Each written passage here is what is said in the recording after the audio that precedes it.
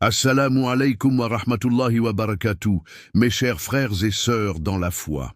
Aujourd'hui, je veux partager avec vous une histoire qui traverse les siècles, une histoire de lumière et de silence, une histoire qui éveille les cœurs et interroge les âmes, celle de l'imam al-Mahdi, le sauveur attendu. Depuis des générations, son nom résonne comme une promesse. Chaque croyant, dans ses prières et dans ses rêves, espère le voir apparaître pour mettre fin à l'injustice et ramener la paix véritable sur terre. Pourtant, une question demeure, brûlante et douloureuse. Pourquoi est-il caché? Pourquoi ce silence, alors que le monde semble chaque jour sombrer davantage dans le chaos? On raconte que dans toutes les civilisations, l'attente d'un sauveur a existé. Certains peuples parlaient d'un roi de justice, d'autres d'un messie, d'autres encore d'un libérateur mystérieux. Dans l'islam, cette figure n'est pas une légende, mais une certitude. L'imam Mahdi, descendant du prophète Mohammed, le 12e héritier d'une lignée sacrée.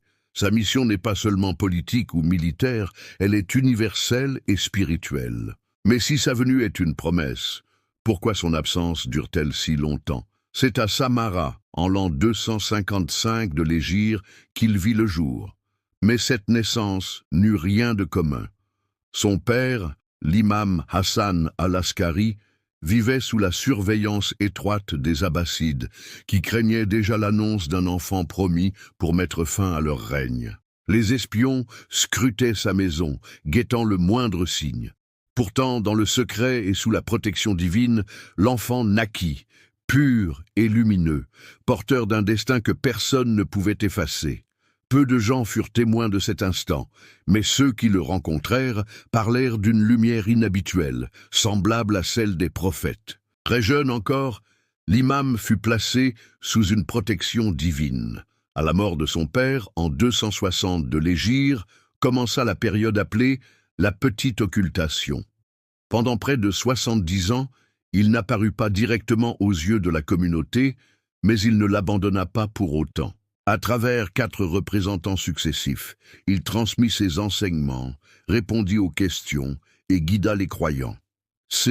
Était une manière d'habituer peu à peu les fidèles à vivre, sans sa présence visible, tout en leur rappelant qu'il était toujours là, caché, mais attentif. Puis vint une étape encore plus mystérieuse, la grande occultation. Cette fois, plus de représentants. Le lien visible se rompit. Le silence s'installa.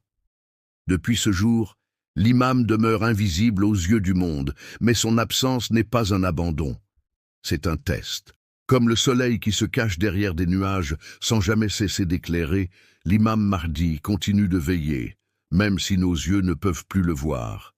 Les siècles se succédèrent, les empires tombèrent, les guerres se multiplièrent. Chaque époque a connu ses tyrans, chaque génération a ressenti le besoin d'un guide.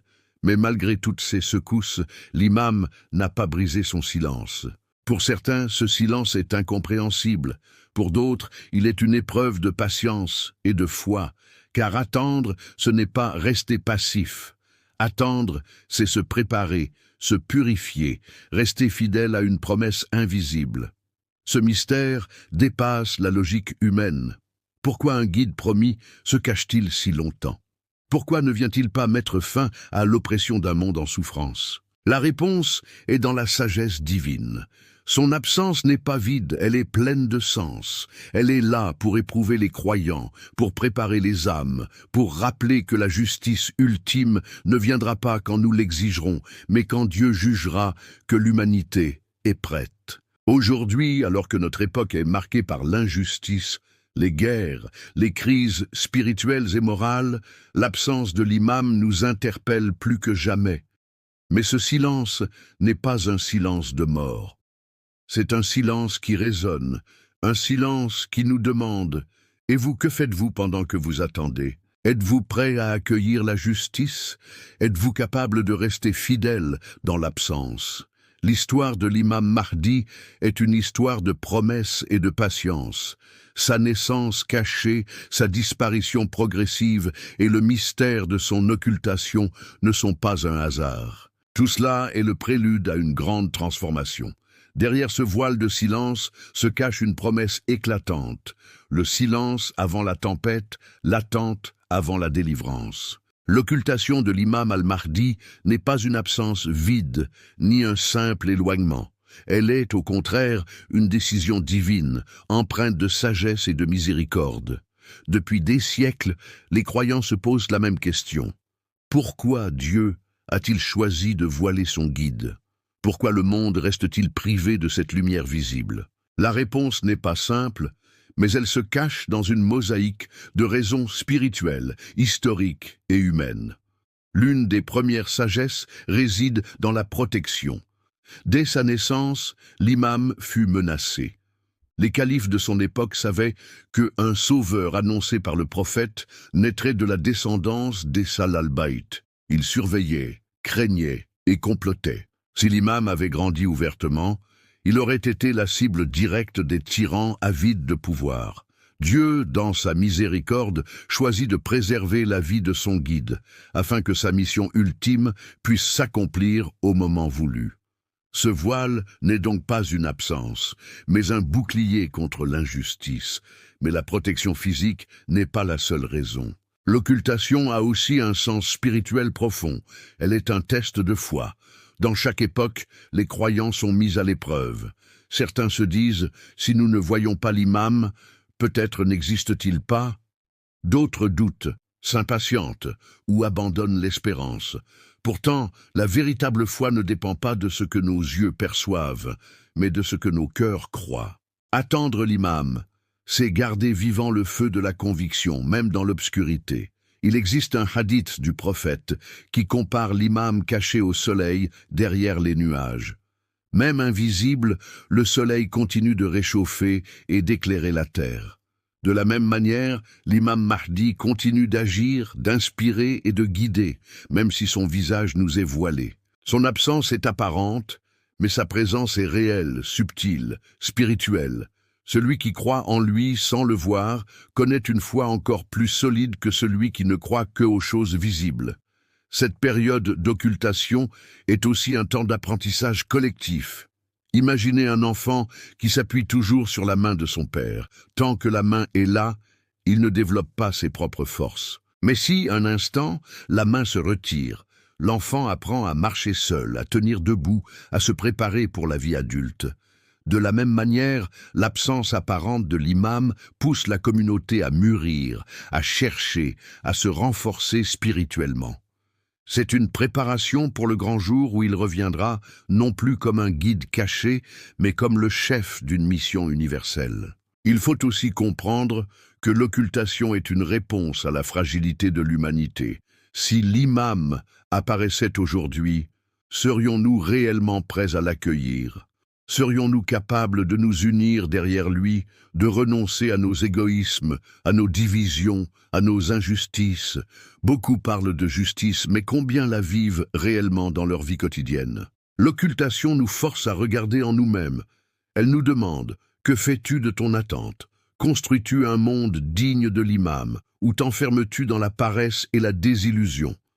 L'histoire est remplie de récits de croyants qui, malgré l'absence apparente, sentirent l'aide de l'imam. Certains, perdus dans une difficulté extrême, prièrent de tout leur cœur, et une solution inattendue se présenta. D'autres racontèrent avoir vu un homme mystérieux les aider, puis disparaître sans laisser de traces. Ces récits, qu'ils soient miraculeux ou symboliques, montrent que l'imam n'est pas loin. Il agit discrètement, comme une main invisible qui oriente les événements sans se dévoiler totalement. Ainsi, l'occultation n'est pas un silence vide, mais une pédagogie divine. Elle enseigne la patience, la fidélité, la préparation. Elle protège l'imam de ses ennemis, tout en préparant ses amis. Elle nous apprend à ne pas l'attendre comme un spectateur passif, mais comme un acteur de l'histoire. Chacun de nous est appelé à être une pierre dans l'édifice de justice qu'il viendra achever. Certains pourraient se dire, pourquoi Dieu n'envoie-t-il pas immédiatement son guide? Pourquoi laisser l'injustice s'étendre? Mais haine, oublions pas que chaque époque de l'histoire humaine a connu ses prophètes et ses guides. Chaque fois, l'humanité a eu l'opportunité de choisir entre la lumière et l'obscurité. Trop souvent, elle a rejeté ses prophètes, ignoré leurs messages, persécuté leurs héritiers. Aujourd'hui, l'occultation est peut-être une pause, une chance donnée à l'humanité pour réfléchir, pour se préparer à ne plus répéter les mêmes erreurs. La sagesse divine dépasse nos compréhensions limitées. Ce que nous voyons comme une absence est en réalité une présence cachée. Ce que nous percevons comme un retard est en réalité un temps de préparation. L'imam n'est pas silencieux par indifférence, mais parce que Dieu a choisi l'instant parfait où son apparition bouleversera le monde entier. En attendant, notre mission est claire, ne pas laisser mourir l'espérance, nourrir notre foi par la prière, par la justice dans nos vies quotidiennes, par l'amour des opprimés et le rejet des injustices. Être des témoins vivants que, même sans voir, nous croyons. Et peut-être que cette fidélité, cette patience, ce courage feront de nous les compagnons que l'imam attend pour bâtir avec lui un monde nouveau. Le silence de l'imam al-Mahdi n'est pas seulement une épreuve, c'est aussi un appel adressé à chaque croyant, à chaque âme qui l'attend. Beaucoup pensent que l'attente consiste à lever les mains vers le ciel et à dire « Ô Seigneur, fais apparaître ton guide ». Mais l'attente véritable ne se réduit pas à des mots. Elle est une préparation, une responsabilité, un chemin intérieur et extérieur. Pendant cette période d'occultation, le croyant doit vivre comme s'il était déjà le compagnon de l'imam. Imaginez que demain, à l'aube, l'imam se manifeste devant le monde entier.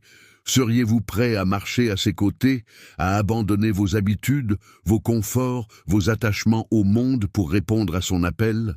L'occultation est ce temps de préparation où chacun doit se poser ces questions. On raconte l'histoire d'un homme simple, un marchand dans une petite ville qui disait souvent « Je rêve de servir l'imam ». Ses voisins se moquaient de lui. « Comment pourrais-tu servir un guide que tu ne vois pas ?» Mais cet homme continuait à vivre avec droiture. Il ne trompait jamais ses clients. Il aidait les pauvres. Il enseignait aux enfants à aimer la justice. Un jour, il dit « Si l'imam apparaissait aujourd'hui, je voudrais qu'il trouve déjà en moi un serviteur prêt. » Ce récit nous rappelle que préparer la venue de l'imam, c'est avant tout se réformer soi-même. Dans les hadiths, on nous dit que les meilleurs croyants de cette époque sont ceux qui restent fermes dans la foi malgré l'absence visible de leur guide. Ils ne se laissent pas détourner par les illusions, ni découragés par la longueur de l'attente. Leur patience est une preuve d'amour, leur fidélité est comme une lumière qui brille dans la nuit. Mais l'attente ne se limite pas au cœur, elle doit se traduire par des actes. Construire une société juste, défendre les opprimés, semer la paix autour de soi, voilà autant de manières de préparer le terrain. Car l'imam ne reviendra pas pour diriger une communauté endormie et faible, mais pour s'appuyer sur des croyants déjà éveillés, prêts à lutter pour la justice. Certains érudits disent que chaque croyant doit se demander chaque matin « Que n'ai-je fait au jour, oui, pour être digne de mon imam? Est-ce que j'ai prié avec sincérité ? Ai-je défendu la vérité, même quand c'était difficile? Ai-je tendu la main à quelqu'un dans le besoin? Ces petites actions, accumulées jour après jour, construisent une armée de cœurs prêts pour le grand jour. Il existe aussi des récits mystérieux de croyants qui auraient rencontré l'imam durant son occultation. Ils ne savaient pas d'abord qui il était. Parfois, c'était un voyageur qui les aidait à traverser un désert. Parfois, un homme inconnu qui les sauvait d'un danger. Après coup, ils comprenaient qu'il ne s'agissait pas d'un simple passant. Ces histoires nous rappellent que l'imam est proche, qu'il marche parfois à nos côtés sans que nous le reconnaissions. Mais elles nous enseignent aussi une leçon. Il faut vivre comme si chaque instant pouvait être celui de la rencontre. Ce rôle des croyants n'est pas seulement individuel, il est aussi collectif. Dans un monde où la division règne, préparer la venue de l'imam signifie bâtir l'unité. Trop souvent, les musulmans se séparent pour des détails, se disputent pour des différences secondaires. Pourtant, l'imam viendra pour rassembler, pas pour diviser. Si nous ne pouvons pas apprendre à nous unir maintenant, comment pourrons-nous l'accueillir demain? Un jour, un sage dit à ses élèves, « Ne croyez pas que l'imam cherche seulement des soldats. Il cherche des cœurs sincères, des esprits éclairés, des âmes prêtes à porter la justice dans le monde. Si vous voulez être ses compagnons, commencez par être juste dans vos propres vies. » Ces mots montrent que l'attente n'est pas un rêve lointain, mais une responsabilité quotidienne. Le silence de l'imam est donc une invitation à la prière sincère, à la justice, à la patience, à l'amour de l'humanité. C'est une invitation à élever notre âme au-dessus des passions et des illusions du monde. Car lorsque l'imam viendra, il ne reconnaîtra pas ses compagnons par leurs slogans, mais par la pureté de leur foi et la force de leurs actes. Mes frères et sœurs, imaginez le jour où le silence sera brisé. Ceux qui auront passé leur vie à se préparer accueilleront ce moment avec joie et sérénité. Mais ceux qui auront vécu dans l'oubli, distraits par les plaisirs éphémères, regretteront de ne pas avoir écouté les signes. Chaque jour d'occultation est un rappel. Sois prêt, car le moment peut venir à tout instant. Ainsi, le rôle du croyant pendant ce silence N est pas de S, endormir dans L, attente, mais de rester éveillé. Il est d'être une lumière dans un monde obscur, un témoin de vérité dans une époque de mensonges, un ami fidèle de L, imam, que il ne voit pas, mais qu'il aime plus que tout. Et peut-être qu'un jour, dans cette fidélité silencieuse, chaque croyant entendra l'appel attendu. « Ô mes compagnons, le temps est venu. » Depuis des siècles, l'attente nourrit les cœurs, et le silence enveloppe le monde. Mais chaque silence a une fin. Comme l'aube succède à la nuit la plus obscure, comme la pluie succède à la sécheresse, viendra le jour où l'imam al-Mahdi se révélera. Ce moment ne sera pas un événement ordinaire, ce sera un bouleversement, une rupture de l'histoire, une promesse divine qui s'accomplit. Les traditions nous parlent de signes qui précéderont sa venue. Le monde sera plongé dans le chaos, les injustices atteindront un niveau insupportable, les guerres s'étendront, les puissants écraseront les faibles, les valeurs spirituelles sembleront disparaître. Les cœurs seront assoiffés de vérité, mais beaucoup se tourneront vers des mirages. Ce sera un temps où l'humanité, au bord du gouffre, criera sans peut-être le dire « Nous avons besoin d'un sauveur ». Alors, l'attente prendra fin. Le silence sera brisé. L'imam apparaîtra, non pas comme une voix lointaine ou une présence invisible, mais comme une lumière éclatante au milieu des ténèbres. Son apparition sera à la fois simple et grandiose.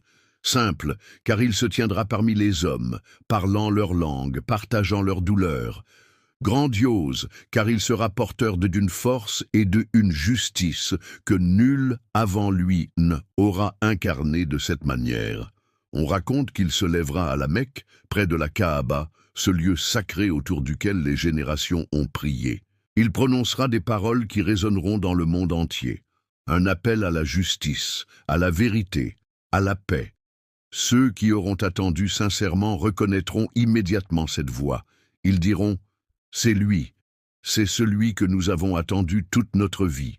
Mais ceux qui se sont attachés aux illusions du pouvoir et de l'injustice le rejetteront, comme les peuples du passé rejetèrent leurs prophètes. Son retour ne sera pas seulement un événement religieux, mais un changement global. Les armées de l'oppression tenteront de l'arrêter, mais elles échoueront. Les tyrans verront leur trône s'effondrer, car on ne peut pas lutter contre la promesse de Dieu. Les pauvres, les orphelins, les opprimés sentiront que la justice est enfin arrivée. Les larmes de ceux qui pleurent depuis trop longtemps seront essuyées. Pourtant, ce ne sera pas un chemin facile. L'imam n'apparaît pas pour offrir une victoire sans effort. Il viendra avec une mission exigeante, purifier le monde de l'injustice, rétablir la vérité dans les cœurs et construire une société où la paix ne sera pas un mot, mais une réalité. Ceux qui le suivront devront se préparer à des sacrifices. Mais ces sacrifices seront porteurs d'une lumière éternelle. On dit qu'à ses côtés, Jésus, alayhi as-salam, descendra, confirmant que la mission de l'imam est universelle. Ce ne sera pas seulement une victoire pour les musulmans, mais pour toute l'humanité. Les murs de la haine et des divisions s'effondreront. Les religions, qui furent parfois instrumentalisés pour séparer, retrouveront leur sens originel, ramener l'homme vers Dieu et unir les cœurs. Imaginez ce jour.